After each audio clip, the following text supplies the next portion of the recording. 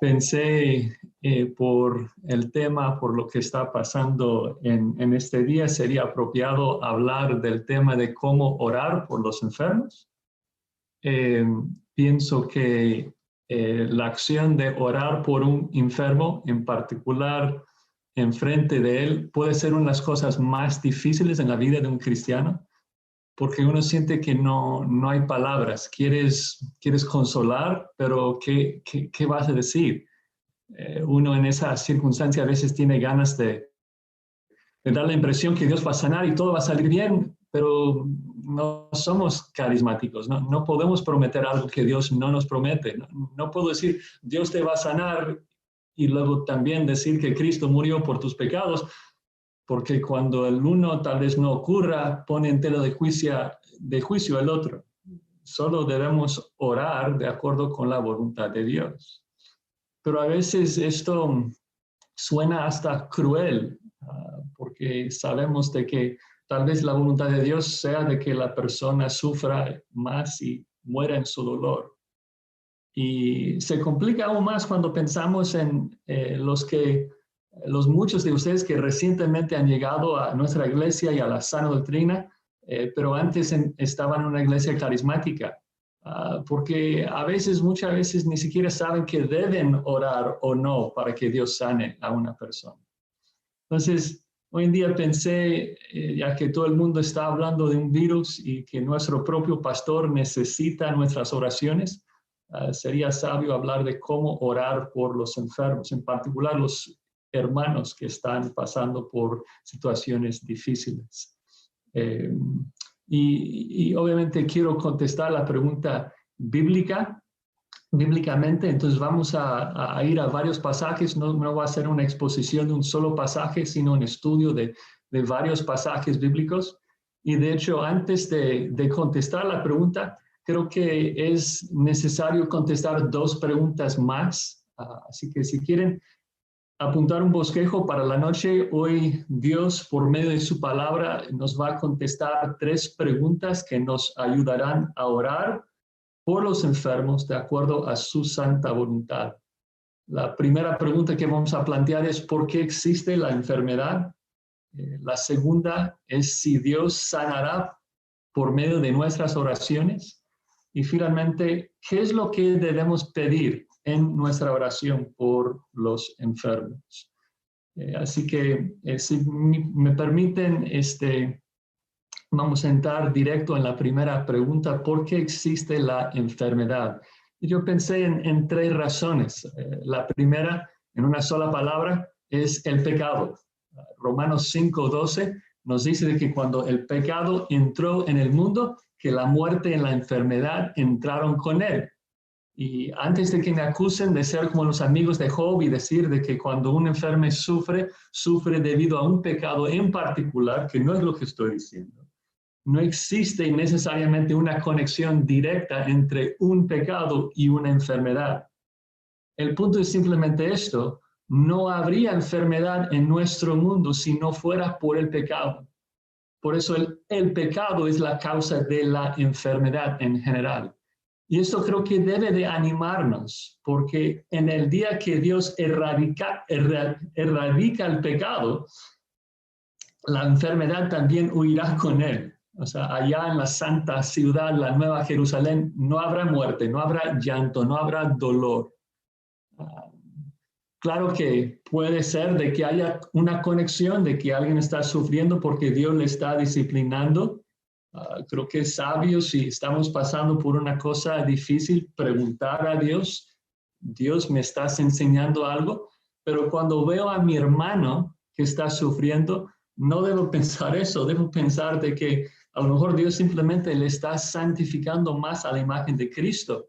A lo mejor es un aguijón en la carne, similar a lo que Pablo sufrió, no debido a un pecado suyo, sino porque Dios quería preservarle en humildad y en santidad.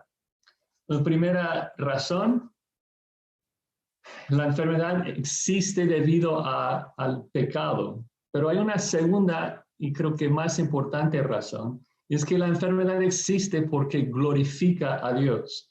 Y tal vez nos cuesta afirmar esto, pero es cierto. porque si no glorifica a Dios, Dios debía haberlo parado. Dios no tenía que permitir que el pecado y la enfermedad entrara en su mundo, pero lo hizo. Entonces debemos preguntarnos cómo es de que la enfermedad glorifica a Dios. Y creo que pensando bíblicamente, la respuesta es de que nos muestra su compasión y nos ayuda a alabarle como Él lo merece. Segundo Corintios 1, capítulo 1, versículo 3, dice que Dios es el Dios de toda compasión. Yo creo que nosotros que somos creyentes comprendemos esto, lo hemos experimentado. Y el hecho de ver a nuestro Dios como un Dios compasivo, lleno de misericordia, se ha convertido en la leña que aviva el fuego de nuestra adoración, el saber de que nuestro Dios se compadece de nosotros y que sabe que somos polvo. Nos muestra su dignidad de recibir nuestra adoración. Y de hecho, en un sentido, el hecho de que la enfermedad o el pecado, lo que sea, revela algo de las perfecciones de Dios, es realmente la razón de por qué todo existe, ¿no? De que Dios está haciendo todo lo que hace en este mundo para revelarnos sus perfecciones, para que le adoremos de acuerdo a quién es. Romanos 9, por ejemplo, dice que la razón que Dios creó tanto a los escogidos como a los no escogidos es revelar su ira, por ejemplo, revelar su perdón, su misericordia, ¿no? Y esto le glorifica porque nos ayuda a alabarle de acuerdo a sus perfecciones, nos ayuda a exaltarle de acuerdo con quién es. Si no supiéramos, si nunca recibiéramos su compasión, jamás podríamos darle gracias y gloria como es digno de recibir. Y eso sería injusto e incorrecto porque Él lo merece. Entonces, la segunda razón que la enfermedad entró en este mundo es porque revela el carácter y la compasión de nuestro Dios. Pero esto no es solamente una razón como para dar gloria a Dios y que es una razón egoísta de que Dios quiere vernos sufrir para su gloria. También se convierte en algo bueno para nosotros, porque cuando nosotros vemos su compasión, Él nos transforma a su misma imagen. Entonces la enfermedad también existe, tercera razón, porque nos santifica a su imagen. Cuando nosotros vemos su compasión y su gracia, llegamos a ser como Él porque le estamos viendo como Él es. Tenemos un muy lindo pasaje en el libro de Primera de Juan, capítulo 3, en donde Juan nos dice lo siguiente. Voy a compartir mi pantalla para que lo vean. Dice en el versículo 2 del capítulo 3, amado, ahora somos hijos de Dios. Y aún no se ha manifestado lo que hemos de ser, pero sabemos que cuando Él se manifieste, seremos semejantes a Él. Y la pregunta es ¿por qué? ¿Por qué es de que seremos totalmente como Él cuando llegamos a la gloria? Y la respuesta es porque le veremos tal como Él es. Cuando nosotros vemos las perfecciones de Dios, cuando nosotros vemos su compasión, cuando vemos su misericordia, cuando vemos su justicia, el Espíritu Santo nos transforma hacia esa imagen. El punto es de que si nunca hubiéramos visto la compasión de Dios, nunca habríamos sido transformados a ser hombres y mujeres compasivos. Y no hubiéramos visto su compasión si no fuese por nuestra miseria y nuestro pecado. Así que debe ser un ánimo pensar y meditar en las perfecciones de Dios, y una de esas es su compasión. Estaba pensando en el pasaje que se encuentra en Mateo 15, en donde Jesucristo está viendo a las multitudes y tiene compasión de ellos. Dice en Mateo 15, versículo 32, que Jesucristo, llamando a sus discípulos, dijo: tengo compasión de la gente porque ya hace 3 días que están conmigo y no tienen que comer. Enviarlos en ayunos no quiero, no sea que desmayen en su camino. Es como que es tan lindo ver a nuestro Señor Jesucristo y su compasión, su deseo de ver a la gente bien. Y el punto es de que cuando nosotros vemos esa imagen, esa perfección de Jesucristo, cuando miramos a cara descubierta como un espejo la gloria de la compasión de nuestro Señor, luego el Espíritu Santo nos transforma paulatinamente de gloria en gloria en esa misma imagen y nos hace compasivos. Y esto es una maravilla, hermanos, de que Dios usa algo tan feo, tan difícil como la enfermedad para causar un bien tan lindo que es transformarnos a su imagen. Bueno, la segunda pregunta, sé que eso fue mucha información, pero creo que en un tiempo en donde estamos meditando mucho sobre la enfermedad, es bueno tener una perspectiva bíblica de por qué existe. La segunda pregunta, y esto tal vez se debe a la realidad de que hay muchos falsos maestros enseñando acerca de la sanidad y prometiendo sanidad y prosperidad. Que quisiera contestar rápidamente la pregunta de si Dios siempre va a sanar por medio de nuestras oraciones. Y obviamente la respuesta es un no. Dios no siempre va a sanar. Puede que sane, y vamos a ver esto un poco al final, pero Dios no siempre va a sanar solamente porque lo pedimos. Hay algunos que argumentan, bueno, pero hubo hombres en la Biblia con el don de sanidades que podrían sanar a todos. ¿Cómo pretendes decir que ya no puede ocurrir hoy? Entonces quisiera tomar nada más un par de minutos, unos minutos para pensar bíblicamente acerca del don de sanidades y cómo funcionaban los milagros y las señales en la Escritura. Unos pasajes que para mí es sumamente clave en entender esto se encuentra en el libro de Éxodo, en el capítulo 19, versículo 9.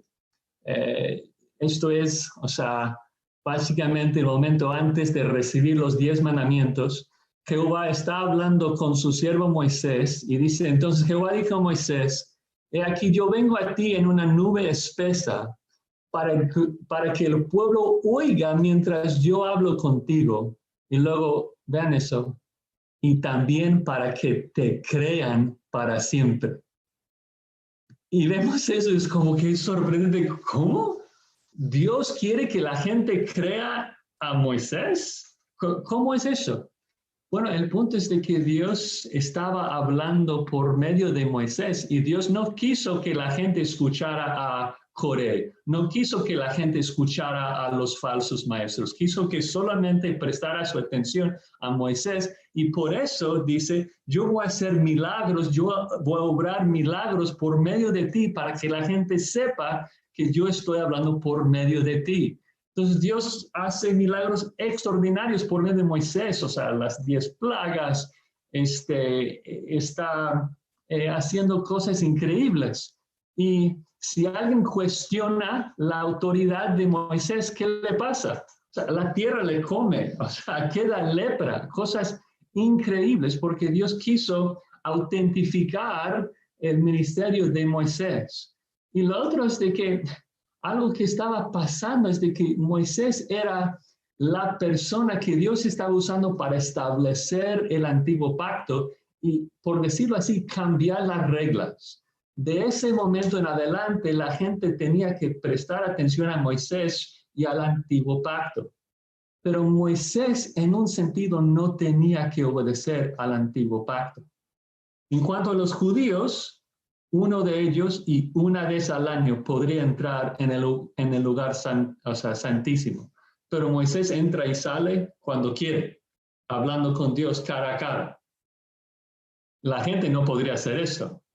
Moisés sí, porque tenía una autoridad por encima de ellos. Y nuevamente, si alguien cuestionaba eso, problemas, porque Dios estaba autentificando ese nuevo mensaje. Y vemos que a lo largo de la historia, no es de que hay milagros en todo momento, es que hay milagros cuando existe una transición de mensaje. Cuando, por ejemplo, en Elías, en tiempos de Elías y Eliseo, que Dios se divorcia de las 10 tribus del norte, que hacen muchos milagros. Y luego avanzamos hacia los tiempos de Jesús y los apóstoles, cuando el antiguo pacto termina y el nuevo pacto es inaugurado, que Dios hace muchos pactos para autentificar esa transición. Porque nuevamente, o sea, Pedro se para en el día de Pentecostés y básicamente dice, ok, de este momento en adelante ya no van a obedecer a Moisés. De este momento en adelante, la única manera en que pueden ser salvos es por medio del nombre de Jesús. Y la pregunta que todos deberían tener es, pero ¿por qué debemos creerte a ti, Pedro? ¿Por qué debemos prestar atención a ti, Pedro? Y respuesta, Dios autentificaba su mensaje con milagros increíbles. O sea, gente, o sea, cojos desde su nacimiento, que sus piernas son así de delgaditos, que no tienen músculos, ni tendones, ni ligamentos. Y Pedro dice, levántate y anda, y ¡pum! O sea, Dios les da músculos, tendones, le da la capacidad y la habilidad de saber cómo caminar, y comienzan a caminar. Y sus milagros no eran como los supuestos milagros de hoy, que dependen de la fe del sanado. No, o sea, Pedro está caminando y la gente está siendo sanada en su sombra. Pablo está trabajando, están llevando sus pañuelos a la gente, y Pablo, sin darse cuenta, está siendo usado por Dios para sanar gente. O sea, ¿cuánta fe tuvo Lázaro para ser levantado entre los muertos? ¿Cuánta fe tuvo Tabita? O sea, no tenían fe. Es que Dios estaba autentificando el mensaje de esos mensajeros, porque quiso que su pueblo prestara atención al mensaje del Evangelio de Jesucristo predicado por ellos. Otro pasaje que enseña eso con tanta claridad se encuentra en Hebreos capítulo 2, en el versículo 3, en donde explica ese proceso. El autor de Hebreos dice, ¿cómo escaparemos nosotros si descuidamos una salvación tan grande, la cual, hablando de la salvación, habiendo sido anunciada primeramente por el Señor, nos fue confirmada por los que oyeron al Señor, testificando Dios juntamente con ellos, los que oyeron al Señor, con señales y prodigios, diversos milagros y repartimientos del Espíritu Santo según su voluntad? Entonces, en ese versículo tenemos a varias personas. Tenemos a Jesucristo en el primer rango, y él habló directamente con sus apóstoles, los que le escucharon directamente. Ellos hacían milagros, y luego el autor de Hebreos dice que nosotros escuchamos de parte de ellos. Es decir, que ni siquiera el autor de Hebreos se pone en la misma categoría de los apóstoles que hacían esos milagros. Es impresionante ver esto, de que el punto entonces de los milagros y las señales eran de que Dios estaba testificando juntamente con ellos acerca de su mensaje. En otras palabras, Pedro está hablando y Dios está hablando. Pedro está hablando palabras en griego, Dios está hablando en milagros para confirmar ese mensaje, que es la realidad que vemos en muchos otros pasajes. Les voy a mostrar algunos rápidamente, solamente para que los apunten. En 1 Corintios 12:12, Pablo dice que con todo las señales de apóstol han sido hechas entre vosotros en toda paciencia por señales, prodigios y milagros. Entonces, pregunta básica, si alguien pudiera hacer las mismas señales, prodigios y milagros que Pablo hacía, ¿cuál sería su título? Su título sería apóstol, porque están haciendo la señal de un apóstol. Pero Pablo nos dice que esto es una imposibilidad. Es una imposibilidad porque él fue el último apóstol. 1 Corintios 9 dice que para calificar, para ser un enviado de Jesucristo, enviado directamente de Jesucristo, uno tiene que ver al Jesús el Señor. Y dice en 1 Corintios 15, versículo 8, de que Cristo apareció a Pablo al último de todos como a un abortivo. Entonces, si Cristo apareció a Pablo como la última persona en la historia, entonces Pablo tiene que ser el último apóstol. Si Pablo es el último apóstol, es el único que hace las señales y los milagros de un apóstol. Sé que es mucha teología ahí, pero creo que son cosas importantes cuando estamos constantemente bombardeados con la tentación de pensar de que hay gente acá que tiene el don de sanidades y que si tienes fe suficiente vas a poder sanar como estos hombres. Y la realidad bíblica es todo lo contrario, de que Dios estaba obrando esas sanidades y milagros durante los momentos cuando ellos están dando la revelación del Evangelio. Y en el momento que esto termina, también los milagros terminan. Por ejemplo, si ven más tarde, pueden apuntar 2 Timoteo 4:20. Pablo dice a Timoteo, dejé enfermo a Trófimo. Y uno dice, ¿qué pasó, Pablo? ¿Cómo vas a dejar a Trófimo, tu colaborador en el Evangelio, ahí enfermo en Mileto? O sea, por favor, no seas malo, déjalo un trapito de tu trabajo para que sea sanado. Pero el punto es de que ya que el apostolado de Pablo fue aprobado y autentificado, ya no hubo la necesidad de que Dios autentificara sus palabras. Y quiero nada más terminar esta sección teológica con un versículo que realmente fue lo más convincente para mí, que Dios usó en mi vida para convencerme de la doctrina sana. Y se encuentra en Efesios 2:20, en donde Pablo explica de que nosotros que somos miembros de la familia de Dios, somos edificados sobre el fundamento de los apóstoles y profetas, siendo la principal piedra del ángulo Jesucristo mismo, y que nosotros, el edificio bien coordinado, va creciendo para ser un templo santo en el Señor. La ilustración es tan vívida y tan perfecta para hacernos entender de que la época de los apóstoles era una época única. Uno que sabe por lo menos algo de la construcción, sabe que después de poner el fundamento y el edificio comienza a ser construido por encima del fundamento, o sea, ya no es tiempo de seguir trabajando en el fundamento. Si trabajas en el fundamento mientras el edificio está ahí, el edificio cae. Es lo que estamos viendo en muchos lugares que enseñan falsa doctrina. El fundamento, la doctrina sobre el cual nosotros somos edificados, ya se puso por Cristo y sus santos profetas y apóstoles. Bueno, nos cuesta un poco de trabajo decir que Dios no puede hacer algo, pero Dios no puede mentir, Dios no puede hacer muchas cosas porque nos ha revelado en su escritura de que nunca lo va a hacer. Y entonces yo puedo decir de que Dios nunca va a salvar a tu vecino sin que alguien le predique el Evangelio, porque Dios nos ha dicho de que la fe viene por el oír el Evangelio en Romanos 10. En la misma manera, si nos preguntamos si Dios puede sanar a tu hermano sin que alguien ore por él, mi respuesta sería, es de que Dios no obra así. Dios obra por medio, a través de la oración de sus santos. Es el medio que Él ha establecido. Y es por eso que cuando Dios desea sanar a alguien, primero pone el deseo en el corazón de uno de sus hermanos para que ore por su hermano, para que luego Dios pueda contestar esa oración. Es decir, que usa medios. Todo es de Él y por Él y para Él. Pero qué lindo que nos permite estar involucrado en ese plan, ¿no? Obviamente, o sea, nosotros no vamos a llevar ninguna de la gloria. Mi hermano fue sanado porque yo oré por él, ¿no? O sea, oraste por él porque Dios puso el deseo en ti, porque de Dios es tanto el querer como el hacer para que Él lleve toda la gloria.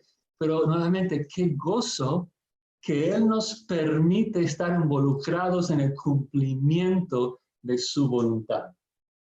Amén. Bueno, tenía la intención de ir lo más rápido posible por esas primeras dos preguntas. Eran sumamente teológicas, tratando de poner un fundamento para que pudiéramos hablar de de cómo orar los unos por los otros, en particular cómo orar por los enfermos de nuestra congregación, pero hacerlo de acuerdo con la Escritura. Entonces ahora como que quisiera frenar un poco la velocidad y hablar de unos consejos de cómo orar por los enfermos, en particular los creyentes. Y voy a comenzar tal vez un poco con un preámbulo en cuanto a cómo hablar con nuestros hermanos que están pasando por situaciones difíciles.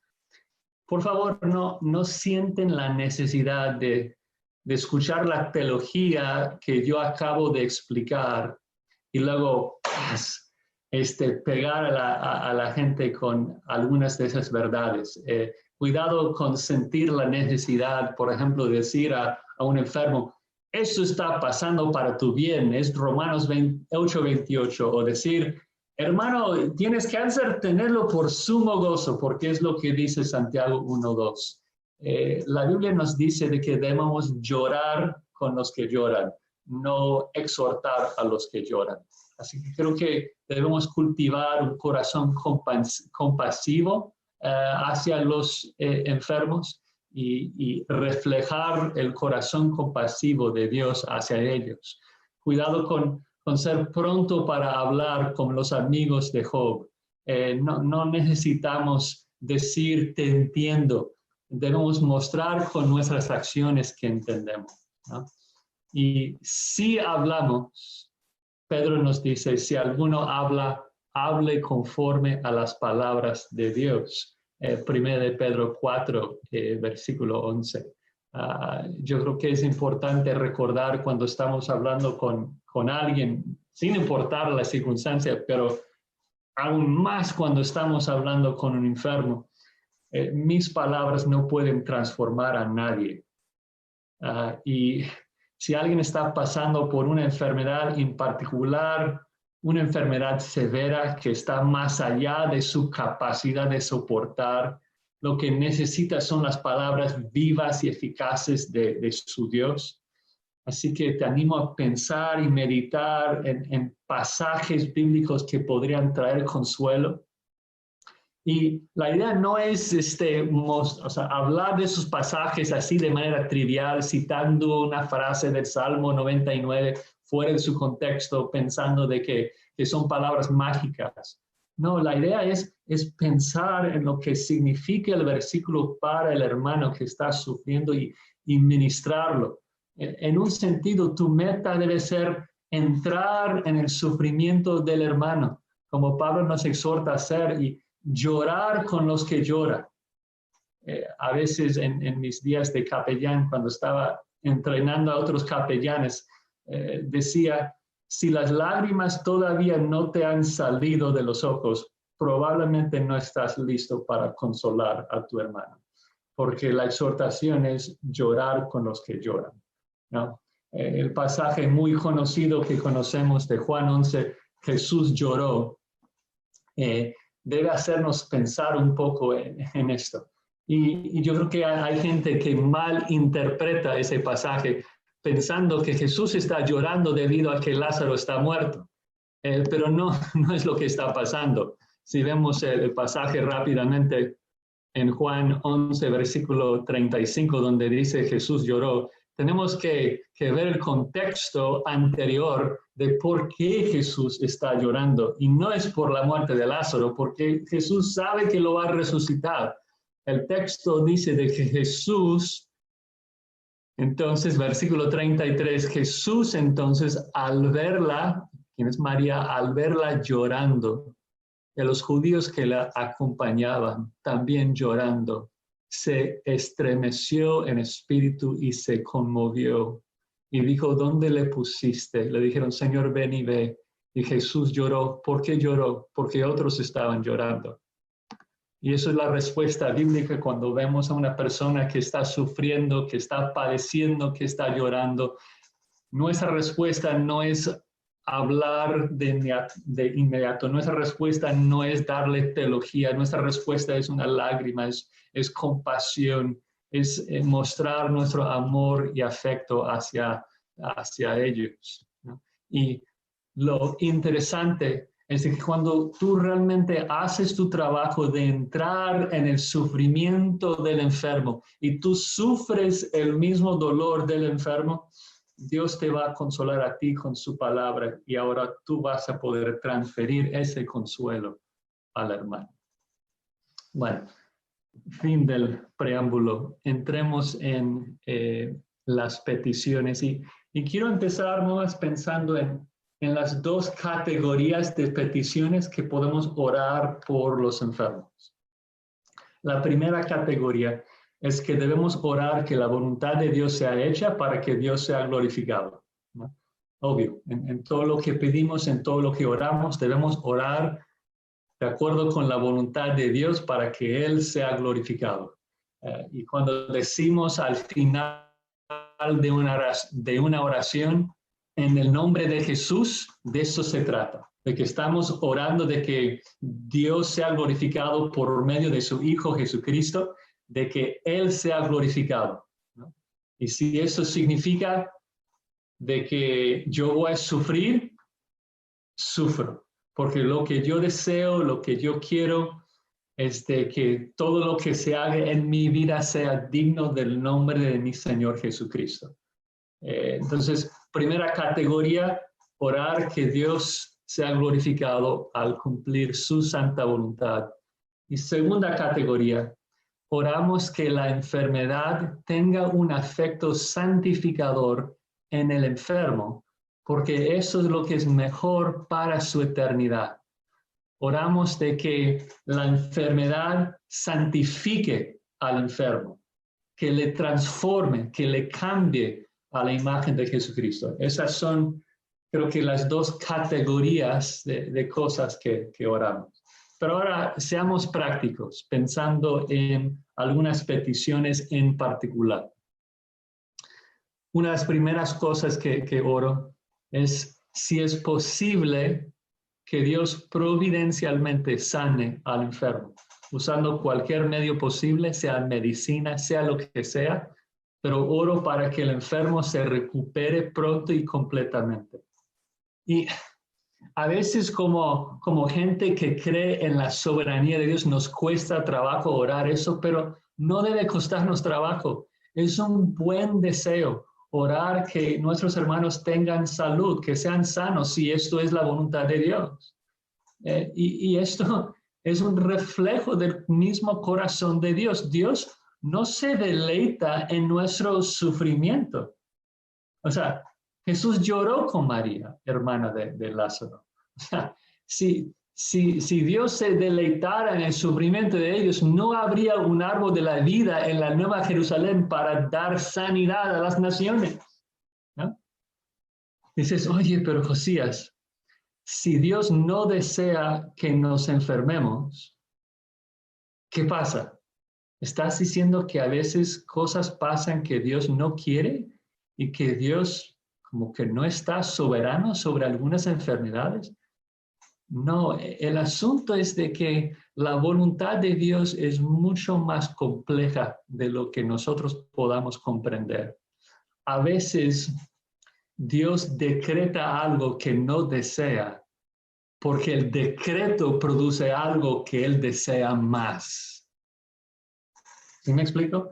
Dios a veces decreta algo que no desea porque el decreto produce algo que desea más. Dios decreta el cáncer no porque está ahí pensando, uy, voy a disfrutar, ver a mi hermano sufrir. No, esto sería absurdo. Dios decreta el cáncer porque Él puede ver cómo vas a ser después del cáncer. Dios decreta el cáncer porque Dios ya sabe que tú mismo le vas a dar gracias por el cáncer cuando experimentas todo el fruto y todo el bien que Él va a producir por medio de esa prueba. Cuando ves todo el plan, cuando tú sabes todo lo que Dios sabe ahora, ahí vas a decir, amén, amén, tenías toda la razón, Dios, gracias por eso. Entonces, el punto acá es de que claro, oramos de acuerdo a la voluntad de Dios. Siempre decimos, Dios, que tu voluntad sea hecha, porque Dios sabe mejor. Pero no es un deseo malo decir, Señor, si es tu voluntad, si está dentro de tu plan, por favor te ruego y te suplico que sanes, que restaures la salud de mi hermano. No quiero verle sufrir. ¿Por qué? Porque sabemos de que Dios tampoco tiene así un deseo. Dios no se deleita en ver a sus hijos sufrir. Y solamente, eso es tan importante entender, Dios solamente nos va a dar el dolor necesario para conformarnos a la imagen que Él desea. Ni una gota más. Entonces eso es nuestro ruego y petición a nuestro Dios, que Él cumpla su voluntad, que Él cumpla con su deseo de santificar a nuestro hermano usando la cantidad de mínima de aflicción posible. Una segunda petición que oro por ustedes cuando me doy cuenta, me entero de que está enfermo. Oro que el enfermo encuentre paz, incluso gozo en su enfermedad. Ahora, no estoy diciendo que voy a decir al enfermo, gózate en tu cáncer, pero claro que voy a orar yo en privado. Señor, tú nos mandas tener por sumo gozo cuando nos hallamos en diversas pruebas. Y Señor, yo sé que nunca nos mandarías a hacer algo sin darnos la capacidad de obedecerlo por tu Santo Espíritu. Así que, Señor, haz lo imposible. Haz que mi hermano se goce en su aflicción.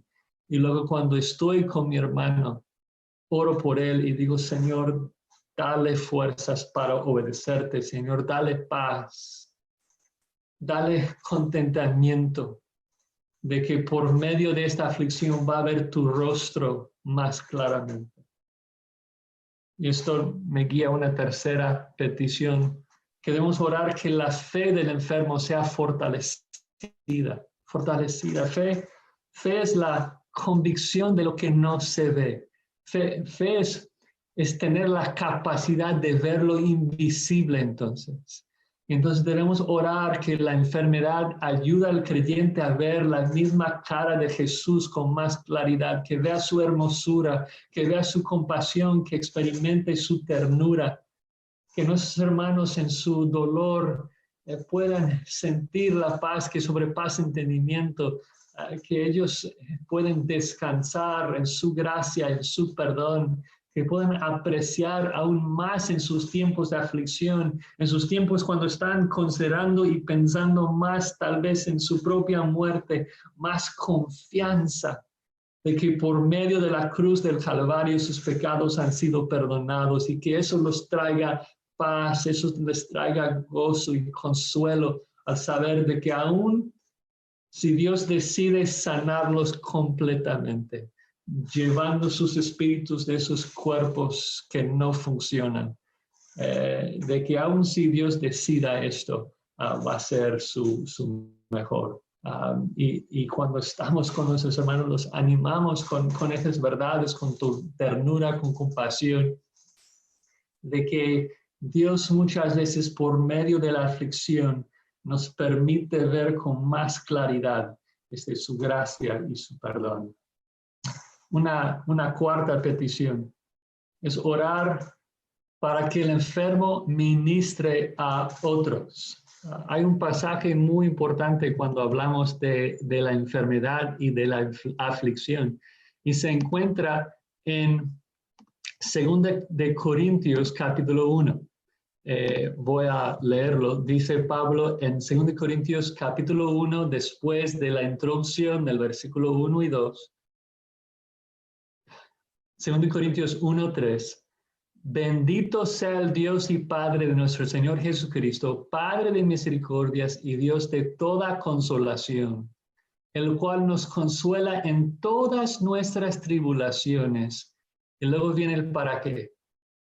Para que podamos también nosotros consolar a los que están en cualquier tribulación por medio de la consolación con que nosotros somos consolados por Dios.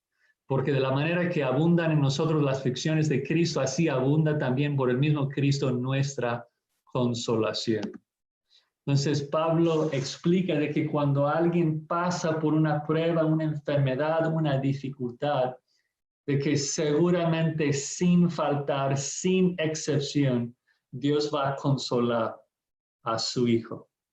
Y que una de las razones por las cuales eso pasa es porque seguramente en una semana o un mes o un año o en una década, otro hermano en Cristo va a pasar por la misma situación. El primer hermano que sufrió y recibió consolación, que ha estado guardando esa consolación y consuelo que sintió cuando pasó por la prueba, ahora va a poder ofrecerlo a su hermano.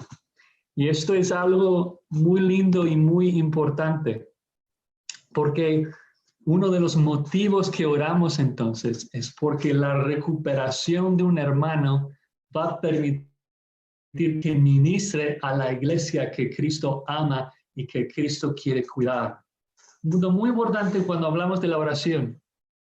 ¿Recuerdas que en la oración nuestra principal tarea es suplicar a Dios que Él sea quien es, que Él actúe conforme a sus perfecciones, que obre de acuerdo con sus promesas? Si tú lees las oraciones de los santos de la Escritura, si ves las oraciones de Moisés, lo que él dice es: Señor, tú dijiste que eres un Dios perdonador, así que perdona a tu pueblo. Si ves las oraciones de Daniel 9, Señor, tú dijiste que nos iba a regresar en 70 años, ya han sido 70, cumpla tu palabra. Si tú ves las oraciones de Pablo, de Pedro, de los santos de Dios, siempre oran que Dios sea quien sea y que cumpla con su palabra, que sea el Dios que revela que es. Entonces, algo que nosotros podamos orar es: Señor, tú amas a tu iglesia más que nosotros podamos imaginar. Tú quieres cuidar, tú quieres animar, tú quieres consolar a este enfermo. Así que te ruego que lo hagas y que sea el medio que usas también para consolar y para cuidar a muchos otros hermanos. Sana a mi hermano para que él pueda ser tus manos y tus pies para consolar a la iglesia que tú tanto amas. Una quinta oración, muy práctico. Ahora, tratando de no olvidar de que los enfermos tienen necesidades prácticas. Orar por sabiduría de parte de los médicos. Yo trato de orar lo más práctica posible. Oro que Dios permita que el cirujano descanse bien la noche anterior, antes de la cirugía. Oro que se sienta bien, que Dios guíe su mente, guíe sus manos, para que la gente tenga su debido efecto. Oro que Dios proteja a todos los enfermeros y los involucrados de infecciones y enfermedades, para que no hayan dificultades en el corte después. Hay tanto por qué orar cuando estamos pensando en nuestros hermanos. Una sexta oración. Oro por nosotros, la iglesia, que Dios nos dé sabiduría para saber cómo ministrar a nuestro hermano que está enfermo, que tiene muchas necesidades y a veces no nos damos cuenta de que necesita una palabra de ánimo, que necesita comida, que necesita dinero para pagar su renta porque ha perdido su trabajo, y oro que Dios nos dé sabiduría para saber cómo ministrar a ese enfermo. Y a veces lo más difícil para un enfermo no es el fin de semana después de salir del hospital. El momento más difícil para la viuda muchas veces no es el primer mes. O sea, es 2 o 3 o 4 o 5 años después cuando comienza a sentir más la soledad. Y debemos rogar que Dios nos dé sabiduría, que Dios mueva nuestros corazones para ministrar a los necesitados en esos momentos, precisamente cuando nuestros hermanos lo necesitan. Solamente Dios sabe esto. Yo no puedo adivinar cuándo es de que un hermano necesita la llamada. Solamente Dios sabe esto. Pues yo debo rogar y suplicar que Dios obre en mis deseos para orar por mis hermanos en el momento que lo necesitan, para ministrar a mis hermanos en el momento que lo necesitan. Una última petición y si tuviéramos más tiempo, obviamente podremos pasar toda la noche hablando de peticiones. Pero oro por certeza de la salvación para un creyente. Oro por certeza de salvación, que sienta la certeza de su salvación. Durante tiempos de duras enfermedades, a veces surgen dudas muy fuertes. En particular, si uno está hospitalizado y está recibiendo medicamento que afecta el mismo cerebro, pueden surgir dudas irracionales. Y un hermano que ha sido fiel al Señor por décadas puede comenzar a cuestionar cosas que nunca ha cuestionado. Así que oro que Dios ministre a la persona ayudándole a sentir certeza de su salvación. En el momento que está pensando tal vez en la muerte o lo que sea, que él sepa que Cristo murió por él y que sus pecados son perdonados y no hay nada que le puede separar del amor de Cristo. Y un consejo rápido también. No seamos prontos para cuestionar los motivos de nuestros hermanos que tienen esas dudas. Cuando estás hablando con un hermano que está haciendo preguntas como, ¿por qué Dios está haciendo esto? ¿Por qué Dios haría esto? ¿Por qué Dios? No seamos tan prontos para contestar esa pregunta, porque puede ser que simplemente sea una expresión de su dolor. Cuando Jesucristo en la cruz dijo, Dios mío, ¿por qué me has desamparado? Seguramente hubo un seminarista ahí al pie de la cruz que quiso contestar esa pregunta. Pero Jesucristo no estaba buscando información. Estaba expresando el tremendo dolor que sentía en ese momento. Y la respuesta bíblica a ese dolor, otra vez, es una lágrima, no una expresión, una respuesta teológica. Así que debemos orar que Dios conforte, que dé paz, la paz de la certeza de la salvación, que el enfermo pueda descansar. No importa lo que Dios haga en este momento. Si me sana, le voy a dar gloria. Y si me sana totalmente, le voy a dar gloria porque yo sé que soy su hijo. Así que creo que es muy importante orar eso. Y obviamente, para terminar las peticiones, si se trata de orar por un incrédulo, entonces la petición que sobresale sobre todas es que Dios use su enfermedad, para llevar salvación a su vida, que llegue a conocerle, que Dios nos use, nos dé sabiduría para compartir las buenas nuevas acerca de la salvación en Cristo Jesús. Bueno, para concluir, mis hermanos, sé que hay momentos muy difíciles en donde uno diría, uy, sería mejor regresar a los tiempos de Jesucristo y simplemente recibir sanidad de parte de Jesús, recibir sanidad de cuerpo. Pero quiero recordarlos de dos pasajes para terminar, que nos van a ayudar a ver de que esto no es mejor para nosotros. El primero se encuentra en Juan 16, versículo 7, en donde nuestro Señor Jesucristo dice esto: pero yo os digo la verdad, os conviene que yo me vaya, porque si no me fuera, el Consolador no vendría a vosotros, mas si me fuere, os lo enviaré. Esto realmente es una declaración sorprendente y difícil de creer. Pero cuando pensamos en lo que está diciendo, tiene toda la razón. Es mucho mejor tener al Espíritu Santo dentro transformándonos que tener a Jesucristo a nuestro lado, pero solamente externo. Y nos damos cuenta de esto porque cuando leemos los evangelios, nos damos cuenta de que Jesucristo sanó a miles de personas. Jesucristo literalmente erradicó la enfermedad de Israel. Pero la misma multitud que sanó, la misma multitud que alimentó y ministró todas sus necesidades físicas, luego más tarde en los evangelios, es la misma multitud que grita, crucifícale, crucifícale.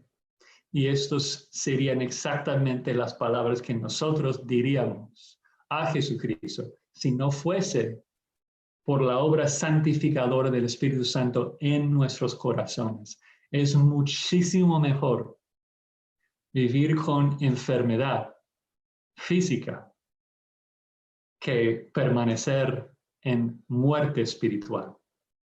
Y nosotros debemos apreciar entonces y dar gracias a Dios de que el Espíritu Santo está haciendo una obra mayor y mejor dentro de nosotros, preparándonos para una eternidad tremenda con Él en la gloria, en vez de simplemente sanar nuestros cuerpos y dejarnos a nuestro pecado. Debemos ser sumamente agradecidos de que el ministerio de Dios en nuestras vidas hoy en día es sanarnos con una mejor sanidad, una sanidad espiritual, transformándonos a la imagen de Jesucristo. Y por eso, de hecho, como creyentes debemos invitar, debemos decir a Dios, por favor, haz lo que sea necesario en mi cuerpo para hacer que mi espíritu sea más como Cristo. Haz lo que sea necesario con mi cuerpo temporal para que mi espíritu que es eterno se goce de ser más como tu Hijo Jesucristo, a quien adoro y admiro, porque sí, quiero ser como Él. Vamos a orar. Señor, hay tanta enfermedad, tanto dolor en este mundo. Sabemos de que no se debe a ti, sino que se debe a nuestro pecado. Y nos cuesta, nos duele ver todas las consecuencias de nuestro pecado en este mundo. Pero cómo nos da paz, cómo nos da consuelo saber de que tú tienes un plan para erradicar el pecado de este mundo, para erradicar el pecado de nosotros, para erradicar el dolor de nuestros cuerpos y darnos un mejor cuerpo. Y ahora con un espíritu transformado perfectamente a la imagen de tu Hijo Jesucristo. Ayuda a que esto nos capacite para gozarnos en cualquier aflicción y ayúdanos a poder ministrar consuelo a los que a lo mejor están pasando por una situación que no les permite sentir esa paz. Lo pedimos para tu gloria. Amén.